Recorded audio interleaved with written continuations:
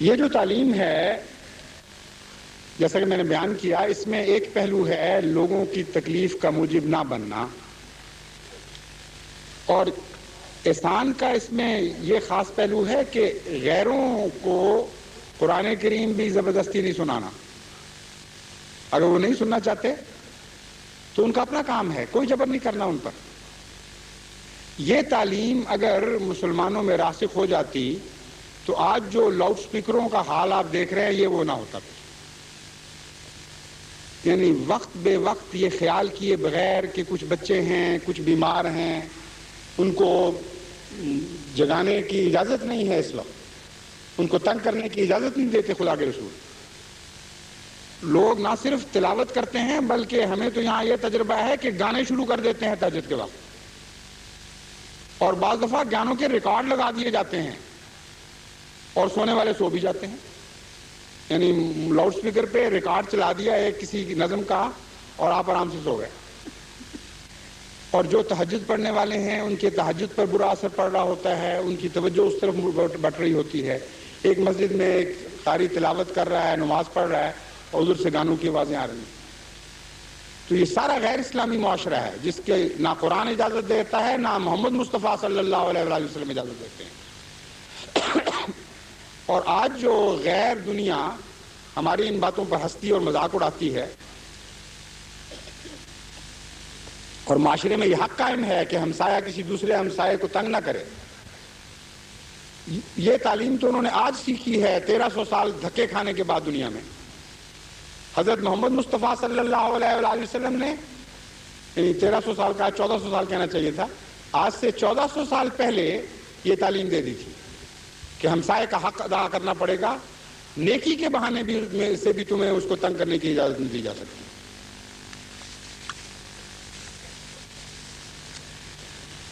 نمازوں میں اور طرح بھی عدل کے نمونے پائے جاتے ہیں۔ مثلا مختلف قوموں میں مختلف طرز میں عبادت کے رواج ہیں۔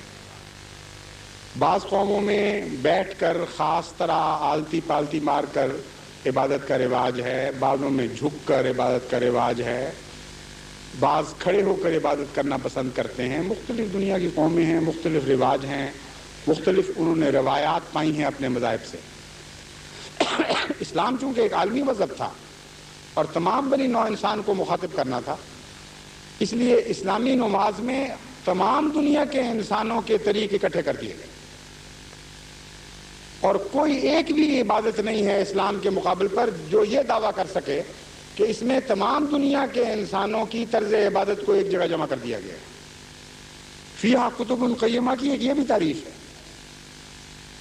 کہ تمام کتب قیمہ نے جو تعلیمات دی تھیں ان کا خلاصہ اور نچوڑ قرآن کریم اکٹھا کرتا چلا جاتا ہے۔ چنانچہ کھڑے ہونے والوں کے لیے ایک حصہ کھڑے ہونے کے لگا مل جاتا ہے، بیٹھنے والوں کو بیٹھنے کا حصہ مل جاتا ہے، جو رکوع کے عادی ہیں وہ رکوع بھی کر لیتے ہیں، جو سجدوں کے عادی ہیں وہ سجدے بھی کر لیتے ہیں۔ کیسا عادلانہ نظام ہے جو دنیا کے ہر مذہب کے ماننے والوں کے حالات اور روایات کو ملحوظ رکھتا ہے۔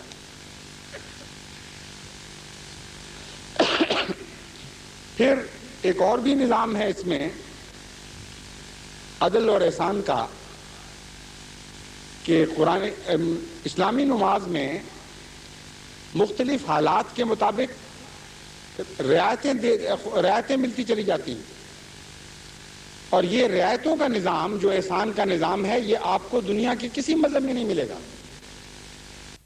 آپ کے حکم تو ملتے ہیں لیکن یہ احکام نہیں ملتے کہ اگر تم فلاں عبادت نہ کر سکو تو کیا کرو، فلاں وقت نہ کر سکو تو کیا کرو، یہ حالات ہو جائیں تو کیا کرو۔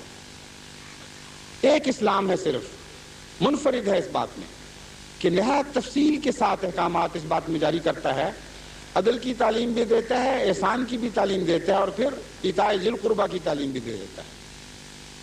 چنانچہ ایک مسلمان کے لیے عدل تو یہ ہے کہ وہ 5 وقت مسجد میں جا کر خدا کی عبادت کرے اور قیام نماز میں شامل ہو، لیکن اگر وہ بیمار ہے، کمزور ہے، کسی وجہ سے نہیں جا سکتا تو اللہ تعالیٰ فرماتا ہے کہ تم گھر بیٹھے رہو، وہاں نماز پڑھ لو۔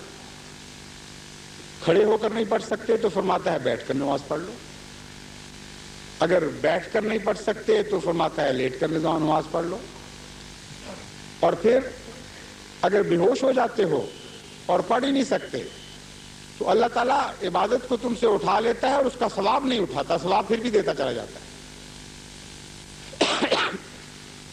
نماز باجماعت پڑھنے کی خواہش ہے، موقع میسر نہیں ہے، اس وقت خدا تعالیٰ ایتائے ذی القربیٰ کا سلوک فرما دیتا ہے اور محض تمنا کی خاطر ثواب باجماعت نماز کا عطا کرنا شروع کر دیتا ہے۔ چنانچہ ایک عرابی کے متعلق روایت آتی ہے، وہ تھے بکریاں چرانے والے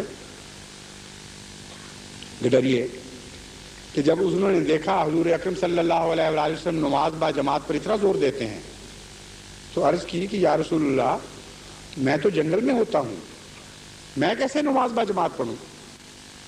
آپ نے فرمایا تم جنگل میں اذان دیا کرو اور تمہاری اذان کو سن کر کوئی راہگیر آ جائے گا اور تمہارے ساتھ شامل ہو جائے گا، با جماعت نماز ہو جائے گی۔ پھر آپ نے فرمایا کہ اگر کوئی راہگیر نہیں آئے گا اور تمہاری خواہش یہ ہے کہ تم باجماعت نماز پڑھو تو تم اذان دینا اور باجماعت نماز کے لیے کھڑے ہو جایا کرنا، آسمان سے خدا فرشتے اتارے گا جو تمہارے ساتھ اس باجماعت نماز پڑھا کریں گے۔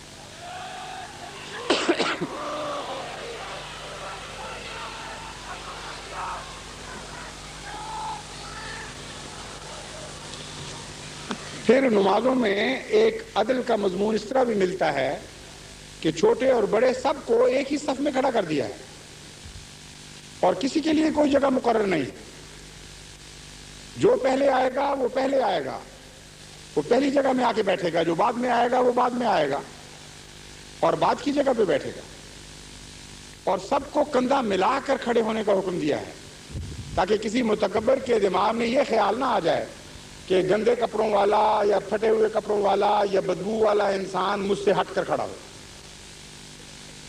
اگر وہ کہے تو دوسرا کہے گا نہیں، میں خدا کے رسول کا حکم مانوں گا، میں نے لازماً تمہارے ساتھ جوڑ کے کھڑا ہونا ہے، اس لیے کہہ ہی نہیں کوئی سکتا۔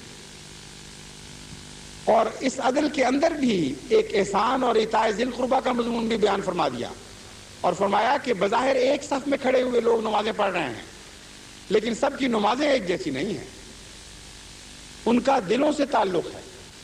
چنانچہ ایک موقع پر فرمایا کہ ابو بکر کی نماز کو اپنی جیسی نماز نہ سمجھ لینا، بظاہر یہ تمہاری طرح نمازیں پڑھتا ہے، تمہاری 70 نمازوں کے برابر اس کی ایک ایک نماز ہے۔ تو عدل اور احسان اور ایتائے ذی القربیٰ کا مضمون نہایت تفصیل کے ساتھ عبادات میں داخل ہوتا اور جلوے دکھاتا چلا جاتا ہے۔ پھر وضو نہیں کر سکتے تو تیمم کر لیں، مسافر ہیں تو سہولت دے دی کہ آدھی نماز پڑھ لو، قبلہ کا حکم ہے قبلہ رخ ہونے کا، لیکن اگر نہیں نظر آتا تو فرمایا جس طرف سواری کا رخ ہو اس طرف منہ کر لیا کرو۔ کوئی ایک بھی حالت ایسی نہیں جو انسان پر طاری ہو سکتی ہو اور اس کے متعلق خدا تعالیٰ نے تفصیل سے تعلیم نہ دی ہو۔ پھر ایک اور عظیم الشان تعلیم یہ ہے کہ ان المساجد للہ ہے، مساجد صرف خدا کے لیے ہیں اور کسی قوم کو یہ حق نہیں ہے کہ وہ اپنی مسجدوں میں آنے سے کسی دوسرے کو روکے۔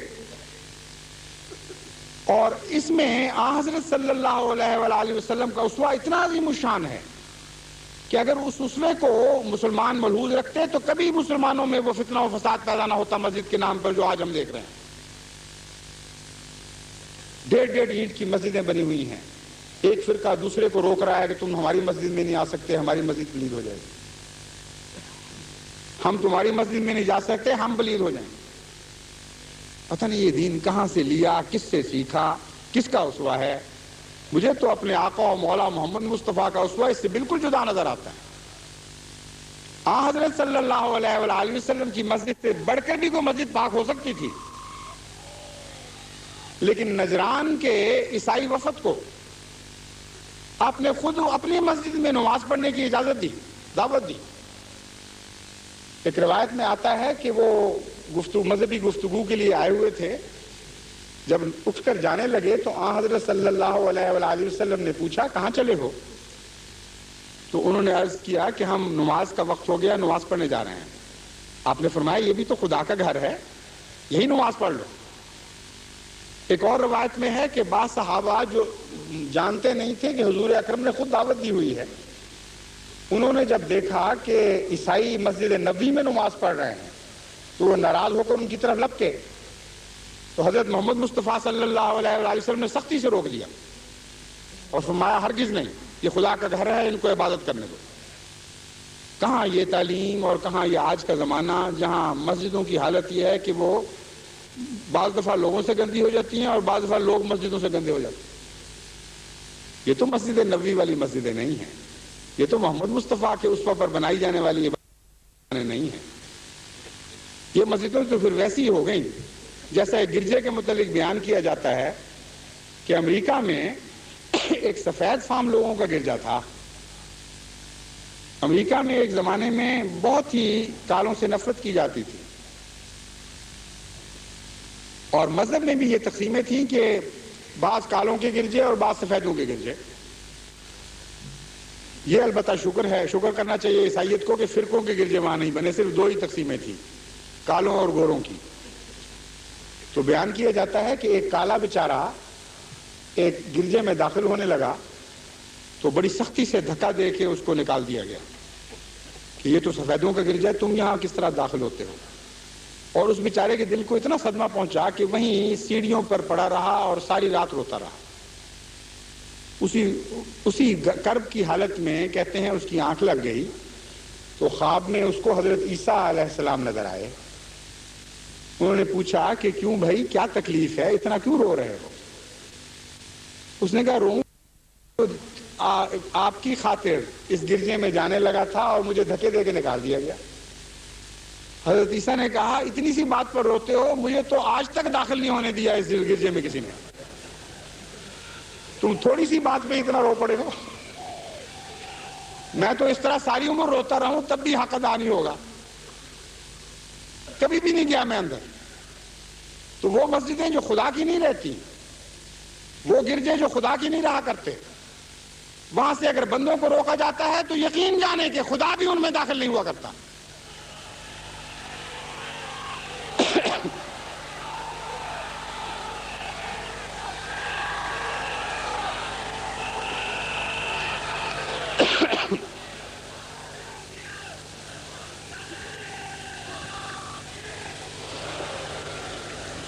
پھر عبادات میں ایک حج کا مقام ہے خاص، اس کے متعلق بھی اللہ تعالیٰ نے ایک عظیم الشان عدل اور احسان کی تعلیم دی۔ فرمایا وَلِلَّهِ عَلَى النَّاسِ حِجُّ الْبَيْتِ مَنِ اسْتَطَاعَ إِلَيْهِ سَبِيلًا، کہ لوگوں پر خدا کی طرف سے یہ حق ہے، خدا کا حق ہے لوگوں پر کہ وہ حج کیا کریں، لیکن مَنِ اسْتَطَاعَ إِلَيْهِ سَبِيلًا، جن کو توفیق ہوگی رستے کی وہی جائیں، صرف باقیوں پر فرض نہیں ہے۔ پھر دوسری جگہ اس مضمون کو یوں بیان فرمایا کہ اگر رستے کا خطرہ ہو، امن نصیب نہ ہو تو تمہیں حج پر نہیں جانا۔ عجیب بات ہے کہ قدغن لگانے والے اور روکیں ڈالنے والے عبادت میں ہر جگہ دخل دینا شروع کر دیتے ہیں، عبادتوں میں بھی دخل دیتے ہیں۔ جب مسجدوں میں ضرورت ہوتی ہے تو پھر خانہ کعبہ پر بھی وہ ضرورت جا کر ختم ہوتی ہے۔ چنانچہ سب سے پہلے معروف تاریخ میں جس شخص کو خانہ کعبہ میں داخل ہونے سے روکا گیا وہ حضرت محمد مصطفیٰ صلی اللہ علیہ وآلہ وسلم تھے۔ عجیب حیرت انگیز واقعہ ہے، عقل گنگ ہو جاتی ہے اس بات کو دیکھ کر کہ جس کی خاطر تعمیر ہوا ہے خانہ کعبہ، جس کے داخل ہونے پر، جس کی عبادت کے بعد خدا کو لطف آیا کہ ہاں آج اس عمارت کا حق ادا ہوا ہے، میرے بندے محمد نے یہاں آ کے میری عبادت کی۔ ازل سے جس کا انتظار تھا، جس کی خاطر خدا نے گزشتہ انبیاء کو ہدایت دی تھی کہ اگر یہ کھنڈر بن جائے پھر اس کی عمارت کو کھڑا کرنا، جب تک محمد مصطفیٰ نہ آ جائے اور ان کے سپرد یہ امانت نہ ہو جائے اس وقت تک عمارت کا حق ادا نہیں ہوگا۔ آپ اپنے ساتھیوں کو لے کر ایک رویا کے مطابق اس نیت سے جاتے ہیں کہ پہلے عمرہ کریں اور پھر بعد میں حج کریں، اور رستے میں لوگ تلواریں لے کر کھڑے ہو جاتے ہیں اور کہتے ہیں نہیں جانے دیں۔ وہ اپنی طرف سے فرض سے روک رہے ہیں، اور اس کو روک رہے ہیں جس کا سب سے زیادہ حق تھا۔ اب آن حضرت صلی اللہ علیہ وآلہ وسلم کا عظیم الشان اسوہ دیکھیں کہ یہ نہیں کہا کہ خواہ تلواریں چلتی ہوں خواہ خون بہتے ہوں میں نے ضرور داخل ہونا ہے. آپ جانتے تھے عبادت کی حکمت اور عبادت کے فلسفے کو، وہ صرف یہ ہے کہ رضائے باری تعالیٰ کے سامنے سر تسلیم خم کر دینا. صحابہ جوش دکھا رہے تھے مگر آپ نے فرمایا نہیں، وہ شرط پوری نہیں ہوتی حج کی. خون بہا کر میں اس خانہ کعبہ میں داخل نہیں ہوں گا. تم تیار ہو؟ بے شک مجھے منظور ہے یہ بات. تمہارے دل چاہتے ہیں کہ اسلام میں فدا ہو جاؤ، مجھے تسلیم ہے، لیکن خدا کا حکم لازماً غالب رہے گا اور میں زبردستی خانہ کعبہ میں داخل نہیں ہوں. اب اللہ تعالیٰ کے حسن و احسان کا سلوک دیکھیے کہ کس طرح اس مضمون کو جو فرض تھا اطاعت ذی القربیٰ میں داخل فرما دیتا ہے. حج کرنے والوں پر احسان تو یہ کرتا ہے کہ اس نیکی کو بھی قبول کرتا ہے اور ان کے پچھلے گناہ معاف کر دیتا ہے.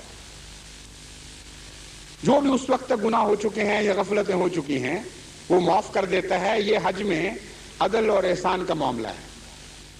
یعنی صرف اس وقت کے نیکی کو قبول نہیں کرتا بلکہ گزشتہ سارے گناہ دھل جاتے ہیں. لیکن حضرت محمد مصطفیٰ صلی اللہ علیہ وآلہ وسلم سے خدا نے جو سلوک فرمایا اس موقع پر وہ اطاعت ذی القربیٰ کا سلوک تھا. فرمایا لِيَغْفِرَ لَكَ اللَّهُ مَا تَقَدَّمَ مِن ذَنبِكَ وَمَا تَأَخَّرَ وَيُتِمَّ نِعْمَتَهُ عَلَيْكَ وَيَهْدِيَكَ صِرَاطًا مُسْتَقِيمًا. کیا ہے محمد؟ بعض لوگ حج کرتے ہیں، وہ سمجھتے ہیں کہ وہ حج قبول ہو گئے ہیں. حج کو قبول کرنا اور نہ قبول کرنا تو میرا کام ہے. ہاں ایک حج میں نے یقیناً قبول کیا ہے اور وہ تیرا وہ حج ہے جو تو نہیں کر سکا تھا، اور اس شان سے قبول کیا ہے کہ پچھلے گناہ بھی معاف کر دیے اور آئندہ کے گناہ بھی معاف کر دیے.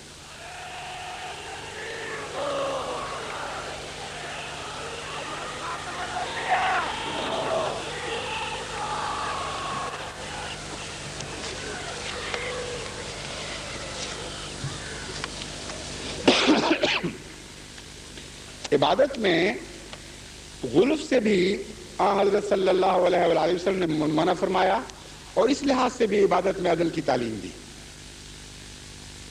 چنانچہ قرآن کریم نے بھی اس مضمون کو اس طرح بیان فرمایا یرید اللہ بکم الیسر ولا یرید بکم العسر، کہ عبادت کی تعلیم تو دی جاتی ہے لیکن اللہ سختیاں نہیں تم پر چاہتا. اللہ کو کوئی لطف نہیں آتا اس بات میں کہ بندوں کو دکھ پہنچے. اللہ تو آسانی پیدا کرنا چاہتا ہے. اور اس مضمون کو اگر آپ تفصیل سے دیکھیں تو بہت ہی حیرت انگیز مضمون ہے. اصل عبادت وہ ہے جو آسانی کے ساتھ ہو رہی ہو. یعنی شروع میں آپ کو جو مشقت لگتی ہے کچھ دیر کے بعد جب وہ آسانی بن جاتی ہے پھر وہ عبادت بنتی ہے. پھر آپ اگلا قدم اٹھاتے ہیں، پھر اگلا قدم اٹھاتے ہیں، یہاں تک کہ اطاعت ذی القربیٰ میں داخل ہو جاتے ہیں. پھر رہبانیت کے متعلق قرآن کریم نے فرمایا وَرَهْبَانِيَةً ابْتَدَعُوهَا مَا كَتَبْنَاهَا عَلَيْهِمْ إِلَّا ابْتِغَاءَ رِضْوَانِ اللَّهِ فَمَا رَعَوْهَا حَقَّ رِعَایَتِهَا. یہ جو رہبانیت ایجاد کر لی گئی ہے ہم نے تو یہ ان پر فرض نہیں کی تھی.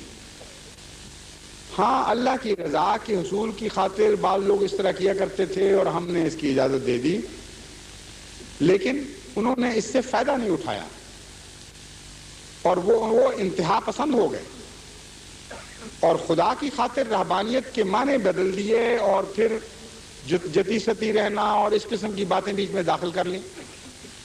حضرت صلی اللہ علیہ وآلہ وسلم اس قسم کی عبادت سے سختی سے منع فرمایا کرتے تھے. آپ نے فرمایا اپنی جانوں پر سختی نہ کیا کرو. تم سے پہلے قومیں اپنی جانوں پر سختی کرنے کے نتیجے میں تباہ ہو گئی اور ان کی بقیہ نسلیں آج بھی گرجوں اور دیروں میں تمہیں ملیں گی. پھر فرمایا تم اللہ تعالیٰ کو تھکا نہیں سکتے. یہ وہم دل سے نکال دو کہ اتنی عبادت کر لو گے کہ گویا خدا پر غالب آ جاؤ گے. تم ٹوٹ جاؤ گے لیکن خدا پر غالب نہیں آ سکتے. اس لیے حوصلے سے تسلی سے جتنی توفیق ہو اتنی ہی عبادت کیا کرو. پھر اقربین کا قصہ